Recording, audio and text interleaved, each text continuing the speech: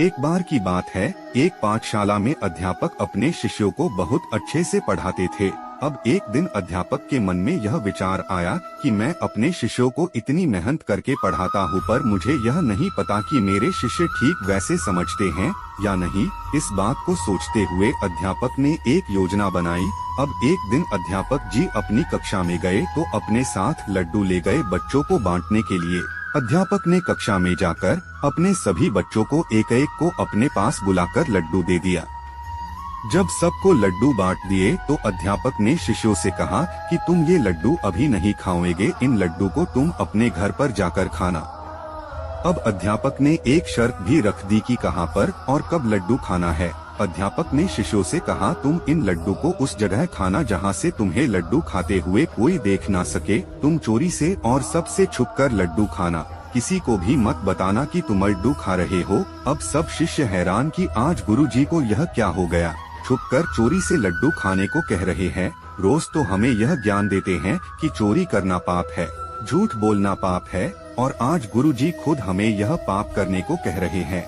शिष्यों ने गुरुजी की आज्ञा मानकर अपने अपने लड्डू अपने बैंक में रख लिए। चलो कोई बात नहीं, घर जाकर चोरी से लड्डू खा लेंगे। अब स्कूल की छुट्टी हुई, सभी शिष्य जल्दी से घर पहुंचकर लड्डू खाना चाहते थे, इसलिए छुट्टी की घंटी बजते ही सबने अपने बैग उठाकर घर के लिए रवाना हो गए। अब घर पहुंचकर लड्डू खाने की सोची तो सबको यह बात याद आ गई कि लड्डू छुपकर चोरी से खाने हैं।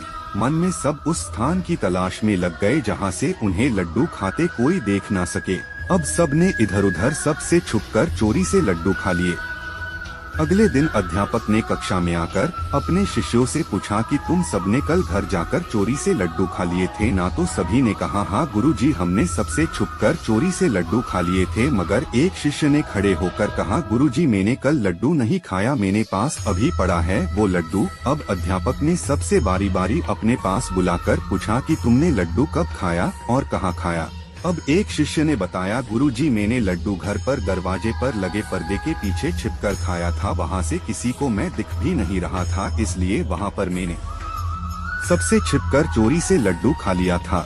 फिर दूसरे शिष्य ने गुरुजी को बताया, गुरुजी मैंने घर पर कमरे में लगी चारपाई के नीचे छिपकर लड्डू खा लिया था, वहाँ से मुझे कोई देख नहीं सकता था। अब तीसरे शिष्य ने कहा, गुरुजी मैंने घर पर अलमीरा के पीछे छुपकर लड्डू खा लिया था, किसी को पता भी नहीं चला, चोरी से छुपकर मैंने वो लड्डू खा लिया था। अब चौथे शिष्य ने गुरुजी को बताया कि मैं स्टोर रूम में सामान के पीछे छुपकर वो लड्डू खाया था, किसी को पता भी नहीं चला था। ऐसे सब शिष्यों ने बताया कि उन्होंने कैसे और कहां छुपकर वो लड्डू खाया था। अब अध्यापक पूरी कक्षा से पूछने के बाद उस शिष्य से पूछा जिसने कहा था कि गुरुजी मैंने कल लड्डू नहीं खाया था, वो आज भी मेरे बैग में पड़ा है। अब गुरुजी ने उसे बुलाकर पूछा कि क्या तुम्हारे घर में कोई जगह नहीं थी छुपने के लिए जो तुमने लड्डू नहीं खाया? अब उस शिष्य ने कहा, गुरुजी घर में छुपने के लिए बहुत सी जगह थी, मगर मैं जहाँ भी छुपकर लड्डू खाने की कोशिश करता मुझे दो आंखें सदैव देखती, वो हर जगह मेरा पीछा करती। मैं जहाँ भी जाता छुपने के लिए, मगर वो हर जगह मेरे साथ ही मेरे पीछे आती और मुझे घूर कर देखती। और आपने तो कहा था उस जगह छुपकर चोरी से लड्डू खाना जहाँ तुम्हें कोई देखता ना हो। उन दो आँखों ने मेरा पीछा छोड़ा ही नहीं, इसलिए मुझे लड्डू खाने का मौका नहीं मिला। अब गुरुजी ने पूछा, कौन था वो जिसकी दो आंखें सदैव तुम्हारा पीछा करती रहती थी? उस शिष्य ने अपने अध्यापक को बताया, गुरुजी वो दो आंखें भगवान की थी, आपने ही तो हमें सिखाया था कि भगवान सब जगह होते हैं, हमें पाप नहीं करना चाहिए क्योंकि भगवान हमें पाप करते देखते हैं। शिष्य ने अध्यापक से कहा, अब आप ही बताइए गुरुजी कि मैं कैसे इस लड्डू को खा सकता था? अब इस शिष्य की बात सुनकर गुरुजी की आंखों में चमक आ गई। अध्यापक ने कहा, मुझे मेरे दिए ज्ञान का फल मिल गया। सबने ना सही मगर किसी एक ने ही सही मेरे दिए ज्ञान को सही से समझा और अपने जीवन में उसे उतारा है।